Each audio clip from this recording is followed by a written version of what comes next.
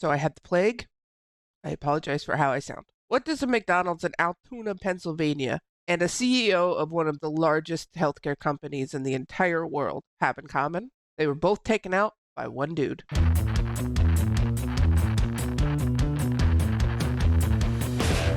Over the past couple of weeks, a new revolution reminiscent of the French Revolution in the late 18th century has started. It started in New York with Brian Thompson, CEO of United Healthcare, was shot right in New York City. But this isn't as simple as a single disgruntled customer. Instead, this is a culmination of decades of greed and the suppression of the American people. And at some point, enough had to be enough, that there's not but so much you can squeeze out of the already depleted American people. United Healthcare in particular is the highest in the country of denied claims, and not at all by coincidence, they are also the most profitable. We can in fact track their greed just by looking at their income over the past 5 years. Starting in 2017, their income was about $13.8 billion, billion with a B. By 2020, that number grew to about $15.4 billion. And that pattern would continue going into 2021 with about $17.3 billion. 2022 came in with $20.6 billion. And last year, 2023, came in at about $22.3 billion. To put that into perspective, there's about 8.2 billion people on the planet Earth. If you add up all those figures, that comes up to $89.4 billion. For a little bit of basic math here, you can give every person on the planet Earth $1 billion and still have $81.4 billion left. That's an absurd amount of wealth that no single entity should be able to hold, all while people die of starvation and preventable diseases that this company is supposedly there to help prevent. Instead, they've done all they can to deny as many claims as possible and revel in the suffering that they have caused people. In recent years, United Healthcare has declined about 1/3 of all of the total claims that have come through to them. And that number is expected to rise as AI is now being introduced to the claims process to automatically deny certain claims without a human being ever looking at the case. When looking into companies like these, I also like to look at the salary of some of the customer service workers. These are typically lower on the tier of employees, if not the bottom of the tier of employees. And yet, despite that low tiering, they are responsible for dealing with every decision the upper management has made. They are the people the general public has to talk to. They are the people that has to explain to the sick and the dying why United Healthcare does not care that they are sick and they are dying. So how much do you think it is that they're willing to pay these people that are vital to the business? $18.05 to deal with crying, dying, and suffering people, to tell them that United Healthcare will not be covering their expenses, to tell them, although they are at the worst point in their life, it will only get worse because that's how it's designed to be. I specifically like to look into this because I myself had previously worked for insurance as a customer service representative, and I obviously won't be specifying who it was with, but what I will say is that day in and day out, that is your job. That is your job, to try to explain something that morally you know is corrupt. You try to explain to people that, oh, you can appeal that process, but you know that appeal is going nowhere. You see in real time how the company specifically acts to make sure that no money goes out if that can all be helped. And this is a company that is raking in billions of dollars per year, as we've shown with these previous figures. In comparison, how much did the slain CEO make per year? Well, that number is about $10.2 million a year. If you were curious on the math on that, that's about $4,903 per hour if broken into a 40-hour work week. A far cry from the $18.05 per hour that the customer service representatives make. As criminal as that may seem, both the denials and the hoarding of wealth is not illegal and in fact really unregulated. In the US specifically, the very top reason for bankruptcy and debt is healthcare related expenses. In most cases, that is with insurance. Of course, this video isn't really specifically about health insurance and how broken it is. If that was the case, this would be a never-ending video. More specifically, this is to serve as a general why that this crime has been committed. As for a specific reason for the shooter, that's far more vague. On December 4th, 2024, a masked and hooded person stood outside the Hilton Hotel. This is a hotel where the standard room is about $340 a night. That's about half a week's wage for the customer service worker if you're keeping track. The hooded and masked figure waited for the CEO, Brian Thompson, to exit the building, apparently having a snack of a water and an ice bar while he waited. Once the CEO exited the building, that's when the figure pulled out the gun, waited for him to begin walking away, and shot him 3 times. The gun jammed between each and every one of those 3 shots. On the ground, after those shots, casings from the ammo landed. Each one of those casings had a carving, a message that was left by the shooter: delay, deny, and depose.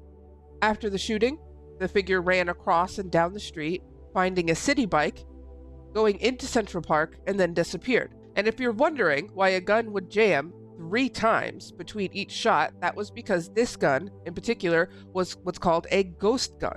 That means it was 3D printed at home. It was not a gun that was bought from a gun distributor, manufacturer, or even gun show. This was specifically something that was made and used from home. And as much as this country has a problem already with guns, this is relatively easy to do. If you've got a 3D printer and a little know-how, then you'll be able to download a design. You don't even have to design it yourself. You can download this design of a gun, 3D print it, and you have a murder weapon on your hands that the government never knew existed.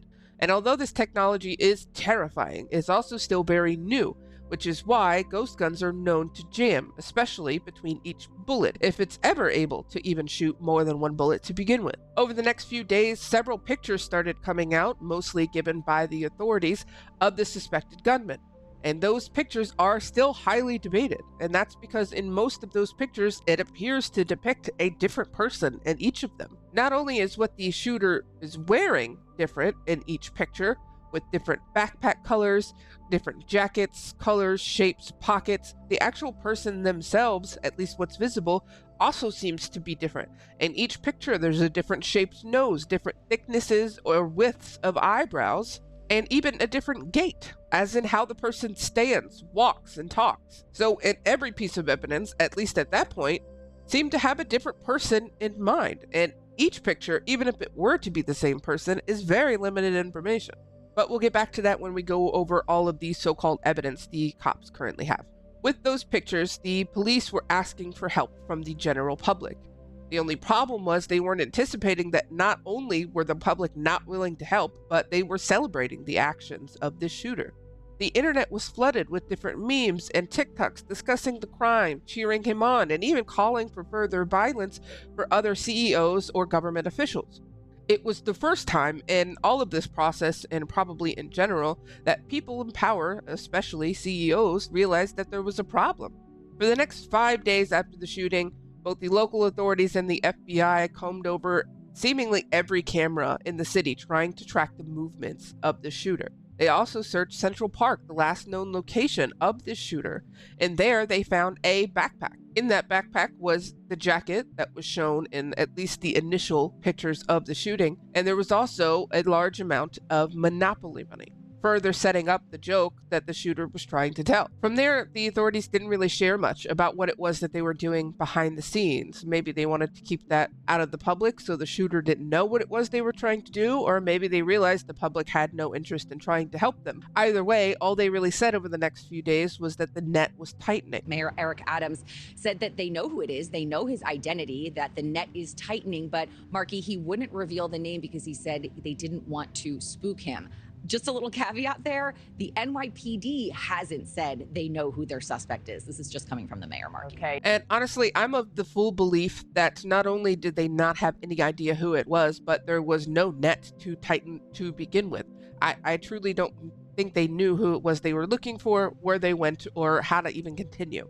And that theory is really supported by how it is that they found a suspect 5 days later. An elderly worker, a McDonald's worker in Altoona, Pennsylvania, supposedly recognized the shooter by his eyebrows. His eyebrows, of course, being covered by a beanie at the time in McDonald's, so take that as you will. After supposedly recognizing this person, he chose to call 911. And it's about now I want to go ahead and mention the reward that was being offered for information on the shooting. At first, that reward was listed at $10,000. The public not only laughed at the amount, but at the absurdity that anyone would turn him in for any amount of money. That amount ballooned over time as less and less leads were coming in, if any were actually true to begin with, and it ended up at $60,000. It was still at $60,000 when this worker called the police. But the real kicker is that that worker will likely never see that money. It is common practice for these rewards to never be handed out because they get to pick and choose when they hand it out or who qualifies for that reward money. And in this case, it is likely they will not receive it because instead of calling the tip line, which the reward says to do, they called 911 directly. So all to get this reward money that they will likely never get, this worker betrayed the will of the people.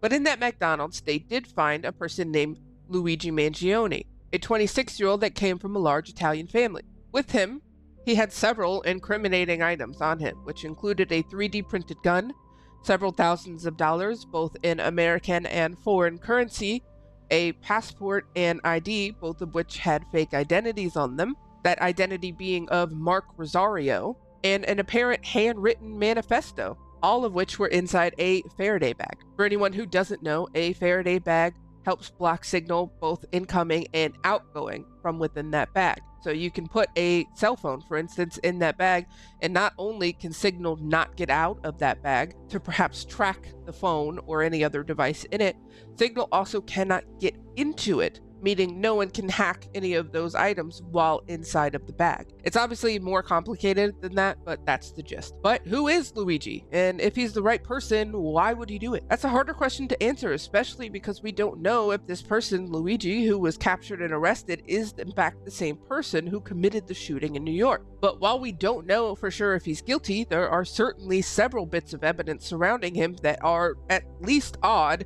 and at most incriminating. Firstly, the evidence that they found on him. They found a 3D printed gun, most likely just like the one that was used in the shooting, but they didn't find the silencer that accompanied that gun. And I'm not sure why you would keep the gun but not the silencer if you're trying to get rid of evidence as you're fleeing, but I guess we'll never really know the answer to that one.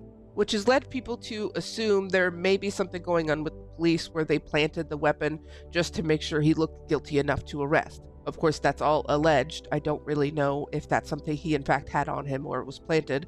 We may never know the actual answer to that. There was also the manifesto, which was very short, 2 pages long, and never mentioned the CEO by name. But it did go over some really vague reasonings for perhaps wanting to commit this crime, most of which were just gripes in general with the healthcare system, but never really went into any depth, and it didn't seem to have any personal connection, at least not in the manifesto. And that reads as follows. To the feds, I'll keep this short because I do respect what you do for our country. To save you a lengthy investigation, I state plainly I wasn't working with anyone. This was fairly trivial, some elementary social engineering, basic CAD, and a lot of patience. The spiral notebook, if present, has some straggling notes and to-do lists that illuminate the gist of it. My tech is pretty locked down because I work in engineering, so there's probably not much info there. I do apologize for any strife of traumas, but it had to be done. Frankly, these parasites simply had it coming. A reminder, the US has the #1 most expensive healthcare system in the world, yet we rank roughly number 42 in life expectancy. United is the indecipherable largest company in the US by market cap, behind only Apple, Google, and Walmart. It has grown and grown, but as our life expectancy, no, the reality is these indecipherable have simply gotten too powerful, and they continue to abuse our country for immense profit because the American people has allowed them to get away with it. Obviously, the problem is more complex, but I do not have space, and frankly, I do not pretend to be the most qualified person to lay out the full argument. But many people have illuminated the corruption and greed. Example, Rosenthal Moore, decades ago, and the problems simply remain. It is not an issue of awareness at this point, but clearly power games at play. Evidently, I am the first to face it with such brutal honesty. But once he was arrested, there was at least a name to look into, and as the public does when they are all riled up, they dug deep. This is everything from his valedictorian speech in high school to a Goodreads account that held several reviews of a clearly really well-read person, his entire Twitter, and of course every picture they can get their hands on. But I think one of the more odd things that was found is this 286 pattern. And this may be crossing a bit into the conspiracy theory territory here, but much of this case was already there. The number 286 is a repeating number that we see in several instances in both the evidence of the crime itself and within Luigi's life. Firstly, in the backpack that I mentioned earlier that had Monopoly money in it, it had exactly $286 of that play money in it. Luigi also had exactly 286 tweets on his Twitter account, and on that same account, he had a header that had a few different images, seemingly unrelated, one being of a lesser-known Pokemon, one being of an X-ray depicting a surgery of some sorts within the spine, and another picture of just him shirtless on a hike somewhere. But the point of interest is actually the Pokemon. Each Pokemon, if you're unfamiliar, has a different Pokédex number assigned to it, and as you would have guessed, that Pokédex number is 286. He was found in a McDonald's exactly 286 miles away from the site of the shooting, and at that same McDonald's, he had a receipt from a purchase that he made. On that receipt is a record of a purchase of a plain black cup of coffee, which is $2.86, including tax. Additionally, Luigi has a cousin that is in government. He is a Republican politician, and on his Twitter page, he is following 286 people. This number repeating itself, especially from a criminal who is very clearly particular in everything that they do, every message they leave, cannot be a coincidence. In all of my research, however, we don't know exactly what it is he is trying to reference, but there are some pretty great guesses, such as Proverbs 28:6, which states, "Better is a poor man who walks in his integrity than a rich man who is crooked in his ways." Another solid point is the code used in healthcare, specifically United Healthcare, that references 286. Code 286 means that an appeal has been denied. Specifically, it is being denied because too much time has passed between the original denial of the claim and the filing of the appeal. In other evidence, they supposedly found smudged fingerprints on some things near but not at the scene. That water bottle and nice bar that I mentioned earlier, they found some smudged fingerprints on that was discarded in the trash. But how they knew it was the shooter specifically who left those items there, how they were able to gather them and process them in the busy streets of New York and get a clean enough fingerprint to identify a person with, is highly questionable at best. And it's not only being questioned by Luigi's lawyer, it's also being questioned by lawyers and law enforcement as a whole all across the country. Currently, Luigi is being held in a Pennsylvania jail, with his only public statement being the one that he screamed on his way into the courthouse. Luigi, and it's completely out of touch, and it's an insult to the intelligence of the American people and the lived experience. At his court hearing, he was charged with 2 felonies in Pennsylvania, and that was in relation to both the gun and the fake ID. He was also charged with several misdemeanors, again, both in relation to the gun and false ID. New York is currently trying to extradite him on charges of murder, though that has not yet been successful, at least at the time of filming this video. And despite the evidence that was found on and around Luigi, this case is not a slam dunk, not by a mile. The fingerprints are in question. The gun that they found on him can't be matched to the shooter, mostly because it's a 3D printed ghost gun, and those can't be compared in the exact way that a traditional gun can be. The casings that they found with Luigi as well also aren't a slam dunk. They are not comparing bullets in a ballistic manner in which they would do in most cases. They are just saying that the outer casing of the bullets are the same as the crime scene. The problem is you could have 20 people go to a store and buy ammo, the exact type of ammo, and all of them will also have matching cases. That's just because each case is the same. In traditional crime scenes, you would see comparison between the bullets themselves. They would look at the bullets and the striations on them and compare them to whatever gun that they found on the person or suspect and see if the striations on those bullets being fired are the same. But here they're not introducing or suggesting that they have that evidence. They are simply saying that casings are the same in each scene. All of the pictures and videos that they have of the shooter all seem to depict a different person. They have different shaped noses, thicknesses of eyebrows, jackets, colors of the backpack straps are all different. However, the backpack that they did find in Central Park apparently had a serial number on it, and the CEO of the company that makes those backpacks actually offered to law enforcement to look up that serial number and the purchase history of that particular bag to give them a name of who bought it. The problem with that is, on their own website, they have it listed that they do not share their contact information with anyone except needed third-party people that are processing the order of that backpack or whatever item it is that they are selling. In no way does that legal statement at all cover their information being given to police or different authorities. So that evidence may not actually be able to be introduced in the actual trial if it comes to a trial, mostly because of the way that it was obtained. It goes against not only the company values, but a legal statement on their website. If it does come to a trial, there is also the possibility of the rarely used jury nullification. That is one of those laws that are really strange and on our books, but are never actually used. Sort of like how in certain states it's illegal to put a donkey in your bathtub. It's very specific.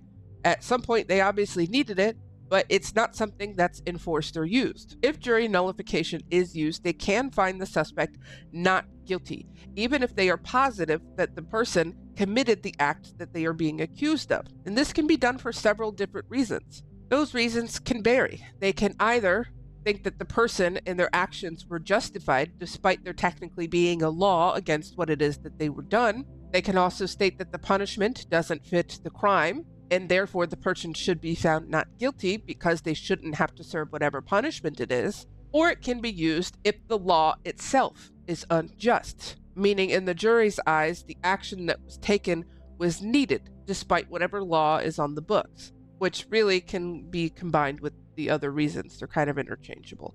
But I truly believe that the prosecutors, the cops, the authorities, the CEOs that are calling for justice have all really underestimated how fed up the American people are. There was a statistic that's come out recently stating that there are 12 individual people in the United States who together hold more wealth than the entire rest of the population of the country. This sort of wealth inequality has really historical consequences, especially because despite there being wealth inequality both in our country and in others throughout history, this amount of wealth inequality has never before been seen. And the people are feeling the effects of that daily. Home ownership has become a pipe dream that really no one can get. Career growth, unheard of. People are struggling under the weight of student loans that tried to be canceled, but people that are invested in collecting on that actively worked against. In every aspect of life, it is hard. It is so hard. So if the jury is taking a look at this, and depending on who is sitting on it, they can very easily say, we're nullifying this judgment and let him go free. In a review of the book Industrial Society and Its Future, Luigi states that violence never solves anything is a statement uttered only by cowards and predators. The McDonald's where Luigi was found now has armed guards patrolling the area. They're protecting the staff that's in there, especially the staff that helped call the cops on Luigi. Their reviews are flooded with negative reviews talking about a rat infestation and other similar problems, very clearly referencing the choice that this person took to call the authorities on Luigi. And the news cycle also has no idea what to do with any of this information or the public's reaction. Hey, good morning, guys. Yeah, first let's talk about the community reaction to all of this. As you can hear behind me, there is certainly some hostility to even the fact that media is covering this story. So you can see this leaf blower behind me has told us that he will not leave until we do. So we are definitely seeing some of the community members reacting not happy that media is out here covering the story in general. Others have been murmuring. They're saddened by this news. This is one of the first times that people are so united, especially in the cause of a very clearly violent act. They were expecting prayers and outrage, like what happens after other acts of violence. What they weren't expecting was that those prayers would be for more blood, and the only outrage being for this captured hero of the people.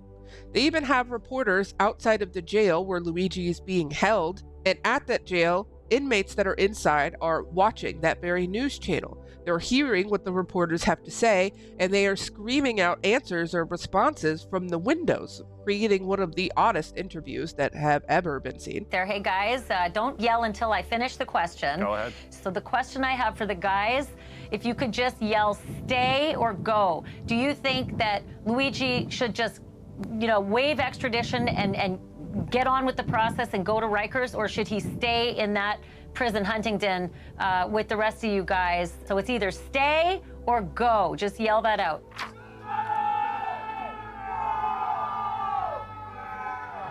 Was it go? Are they saying go? They're saying go. They're saying go. They say get on with it. Go to Rikers Island. There are, of course, some people trying to state that violence is never the answer, such as the governor of Pennsylvania, who is saying that Luigi, or anyone else like him, should not be treated as a hero. This killer is being hailed as a hero. Hear me on this. He is no hero. This killer is not a hero. He should not be hailed. Let's be mindful not to dehumanize him and make him just an avatar of a system that is disliked by many. But even that can be considered corrupt, because it only takes a very brief search to see who has contributed to that governor's campaign. One of those top contributors is, in fact, United Healthcare. So how much of his opinion is his own, and how much of it is he required to say because of the people contributing to his campaign? I have no doubt that this crime, committed whether by Luigi or someone else, will cause a flood of change. You can look no further than Elon Musk, famed billionaire and multi-business owner. He has historically never had anything to do with his children, besides if he has a comment about how they're being raised, despite not being raised by himself. And yet all of a sudden, after this shooting, he is walking around with his very small child on his shoulders to different events, meetings, and parties. It's almost like a dare. He's really saying, do you dare come after me when I'm holding a child? Can I really be the next target if I have a child on me physically at all times? It's not a coincidence that he would never have anything to do with his kids and is now all of a sudden walking with one as a human shield. It's despicable. The CEOs and billionaires of this country should be afraid. But when billionaires are afraid, they make it everyone else's problem but their own, such is the case of Brianna Boston, who called her health insurance company different than United Healthcare after a denied claim. When she found no help or hope, she uttered the phrase that we all now know of delay, deny, depose. You people are next. Now, to be clear, she in no way specifically stated an exact plan to harm anyone. She named no names, she owns no firearms, and never specifically stated that she would harm anyone. She simply referenced a phrase mentioned by someone else. And women everywhere can tell you how many times they have been threatened by men. They have been threatened for bodily harm, threatened for their livelihoods to be taken from them. And these are very specific threats. There's documented text of them, there's emails of them, there's phone calls, there's handwritten notes of that threat. And they are very serious threats that are meant by the people who said them. And yet the authorities routinely tell them there's nothing they can do unless they are physically attacked. And yet this person, who didn't even give a specific threat, is charged with terrorism. She was in fact charged with the felony of communicating terroristic threats. So if a random person is threatened, it's fine. But if a CEO gets an inkling that someone's even upset in their direction, they're a terrorist, it only serves the point that CEOs are never held accountable. The everyday person is forced to hold the consequences of corporate and government greed. We don't yet know what will happen with Luigi. We don't know for sure that he is the person. We also don't know if there's a person anxiously watching the news knowing they have the wrong person. We also don't know if the authorities were so desperate to make an arrest to prevent this person from becoming the folk hero that they have become, that they would be willing to arrest anyone who could conceivably be the person who committed this crime. What I do know is that there are still more questions than answers, and this will very likely not be a one-time event. I will continue to follow this case as we find out more, as he is charged and extradited, likely to go to New York. So if you want to keep up with all of those updates, or if you just seem to care a little bit about the opinions that I may have on ongoing matters, then don't forget to subscribe so you don't miss any updates. Thank you for digging into the truth. This has been the cold truth. Thank you for watching.